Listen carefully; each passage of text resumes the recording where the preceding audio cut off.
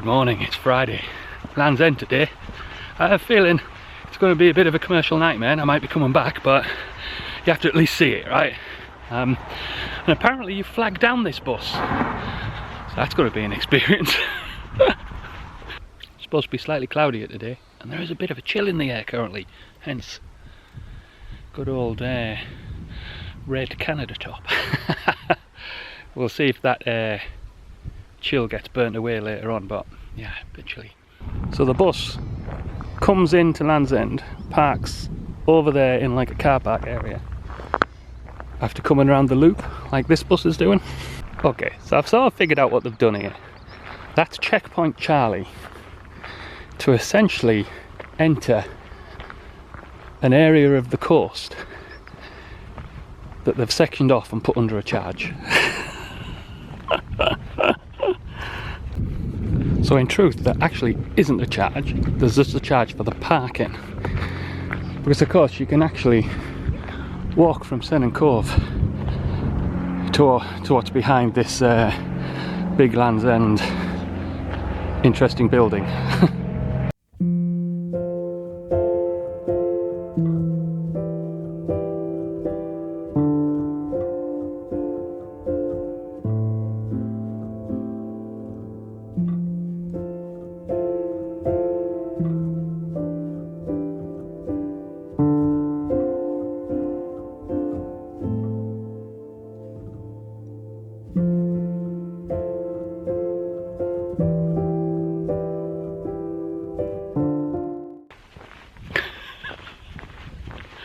Wow, this is hey, look, you know me, I like my big brash commercial holidays, right? I like Disney World, I like going to Vegas. I haven't been to either for a while, but I'm all for it. But this is like they've just plonked something really crass on the westernmost peninsula. It's like really bad. The guy who has the rights to the photographs of the signpost, it's absolutely hilarious. He's sectioning it off now because I thought, oh, maybe if you get here early there's enough chance he's a lazy bastard and hasn't got up yet. But no, he has a way around that. He screws the top of the sign on so that while he's not there, it's just a white post. Oh, amazing. So I asked the bus driver if on the way back I could get off at Sennin and then get back on the bus again. Apparently I need like a day tripper thing, which I thought it'd be something like that, so see what happens. I'm contemplating walking back to Sennin, and then obviously I can get on the bus at Sennin. That may be the plan, we'll see what happens. I'm sorry, but this place just verges on surreality. It is just really weird. I'm really sorry, Cornwall, but this is one of the most saddest attempts at turning a geographical location into a tourist attraction. It is a disaster zone. It is ugly. It's even the attractions they've put there, I mean, they're just going to be those cheap 3D sort of things, right? It is just horrible. It's like a scar on the landscape. Now, you know me, I'm so accommodating to these things, and even I find it pretty much a scar on the landscape. It is horrid. Now, Tintagel is how you're supposed to do it. You know, a location steeped in history and heritage and stuff, and they turn it into an attraction that is both accessible and exciting and sort of enhances what's there. That is a horrendous. You got people coming out from the hotel, you know, in there. Hi, this is my posh breakfast where I'm walking out taking in the views. Yes, I've been to Land's End. Sorry, that place up there is unmitigated shite.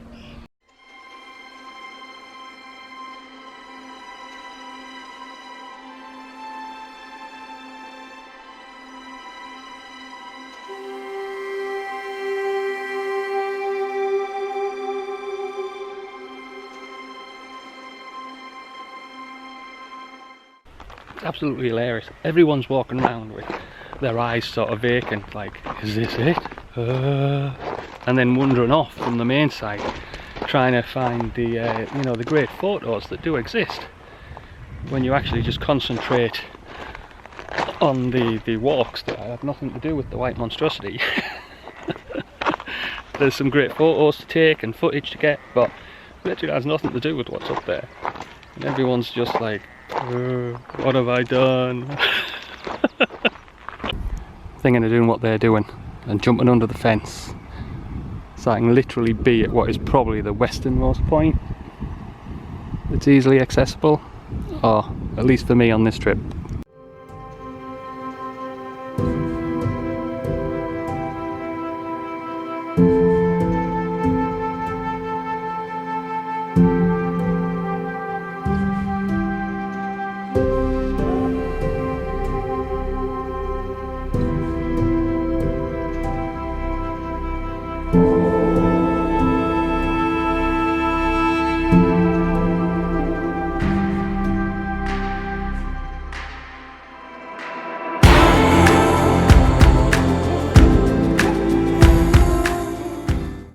So welcome to the westernmost point I will reach on the UK on this trip.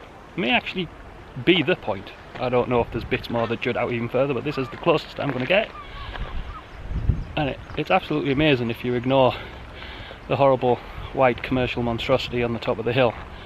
I'd walk along here to the coastal path, but I do understand tourist attractions help to give people a point of reference and something to come to, but yeah, westernmost point. I'm going to risk I can get to this site via the top route, because that's the one I seem to be on. So I'm guessing it's some sort of small farm, see the animals sort of attraction. Assuming it's supposed to be attraction at all. Tried to get it on camera, but I just missed it. Couldn't turn on the G7X quick enough. The biggest crow I have ever seen. It's like it had come straight out of the casting call from Omen or Omen 2 or whatever it is, where the woman gets attacked by the crows and runs out in front of the lorry. It was massive.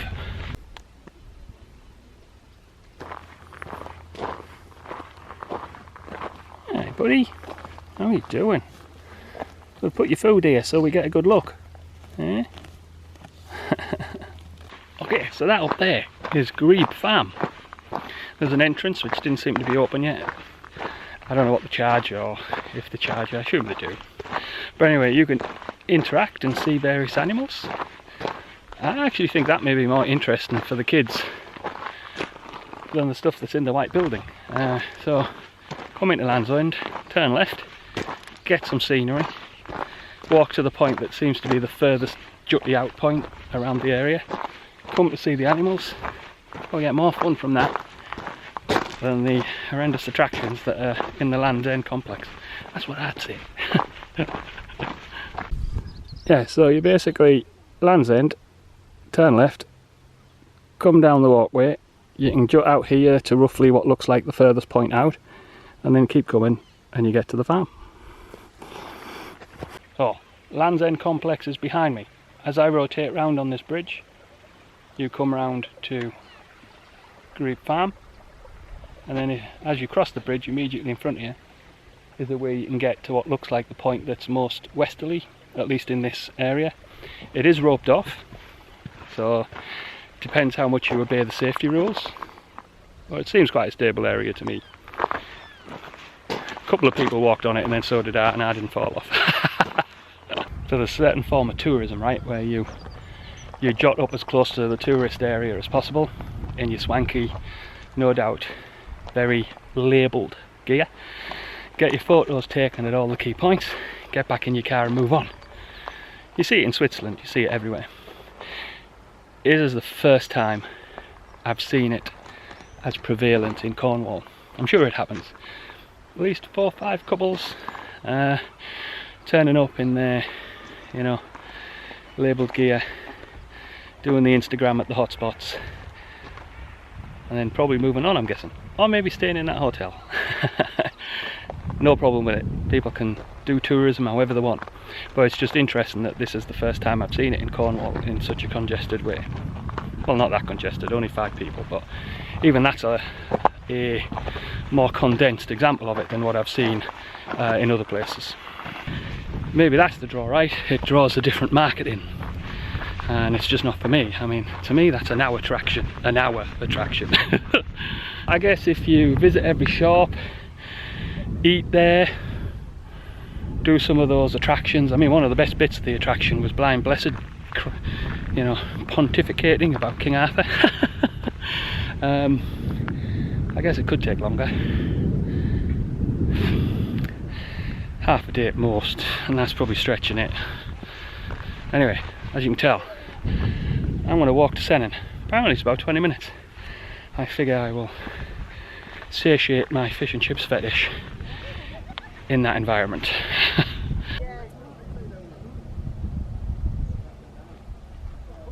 I'm hoping when I crest this line, I'm pretty much there. That's my hope. Okay, I'm going to have to get my bearings here, because if those two beaches, Sennin Cove and Gwenver, it seems a bit further than a mile. I'm guessing they're not, because Sennin had some like housing and was a bit built up. Neither of those are. Ah. There. That's Gwenver, and I'm assuming Sennin is in there, which is what I was hoping. Phew. I'm going to go and have a look at this little castle thing, because you'll have probably seen that on video footage in other videos, and now I'm actually at it.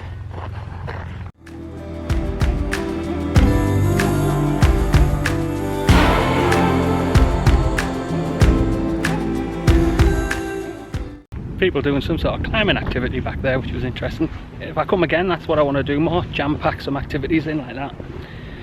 So as you could see from the view from that tower, Sennin Cove was literally beneath me. I just couldn't see it from the angle I was at. So let's get into town, well, village. The bus stop's pretty close to where I am now, and also a fish and chip shop. It's technically 11:15, so a bit like wine o'clock. I'm definitely now into fish and chip o'clock, right?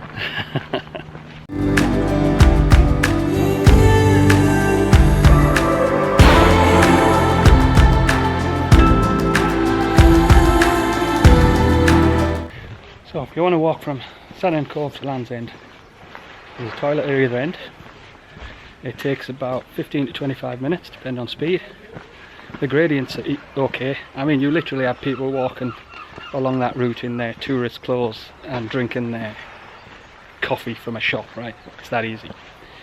And there's car parking at either end. It's actually a nice little walk. But Land's End, I mean, if you've got kids, maybe it works, but I don't know. It was an hour attraction for me, as I said, and that was with looking at the landscape. So the walk from the Sennin Cove end starts there. There's a nice cafe where you can get brunch and baps and stuff, and the bus stop is just there.